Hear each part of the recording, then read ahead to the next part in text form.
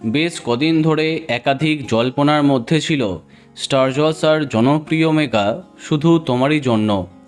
নায়ক শুভ্রজিৎ সাহা এবং দীপান্বিতা রক্ষিতের মধ্যে ঠান্ডা লড়াইয়ের খবর ইতিমধ্যে সবাই জেনেছিল। যদিও টেলিপর্দায় অসংখ্য দর্শকের ভালোবাসা পেয়েছে রাহি রাহুলের জুটি, এই সবের মাঝে আচমকাই জলসার জনপ্রিয় মেগা শুধু তোমারই জন্য থেকে বিদায় নিলেন শুভ্রজিৎ সাহা। হ্যাঁ, অনেক দিন পরে আবার নায়ক চরিত্রে মুখের বদল হতে দেখা যাবে। কিন্তু কেন রাতারাতি এই মেগা থেকে সরে দাঁড়ালেন তিনি?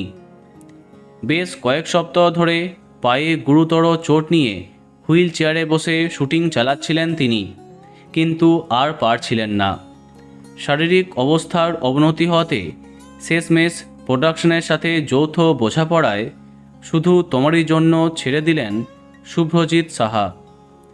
সামাজিক মাধ্যমে নিজের কষ্টের কথা শেয়ার করেছেন নায়ক। পায়ের লিগামেন্ট ছিঁড়ে যাবার পরে টানা 2 সপ্তাহ ধরে বিশ্রাম না নিয়ে কাজ করে গেছেন তিনি। ফলে পরবর্তীকালে তার এমআরআই রিপোর্টে পায়ের জটিলতা আরও বাড়ে এবং পা প্লাস্টার হয়। পায়ে প্লাস্টারের পরে সকাল থেকে রাত অবধি হুইল চেয়ারে বসে শ্যুট করতেন অভিনেতা, যার ফলে হাত এবং কোমরে অসহ্য যন্ত্রণা আরম্ভ হয় তার। তাই প্রোডাকশনের কাছে 10 ঘন্টা কাজের অনুমতি চান, কিন্তু প্রধান নায়ককে ছাড়া কিভাবে এগোবে গল্প?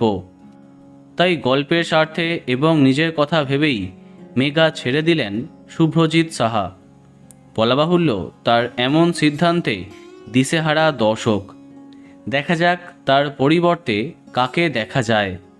তো বন্ধুরা, এ বিষয়ে তোমার কি মন্তব্য কমেন্টে জানাতে পারো।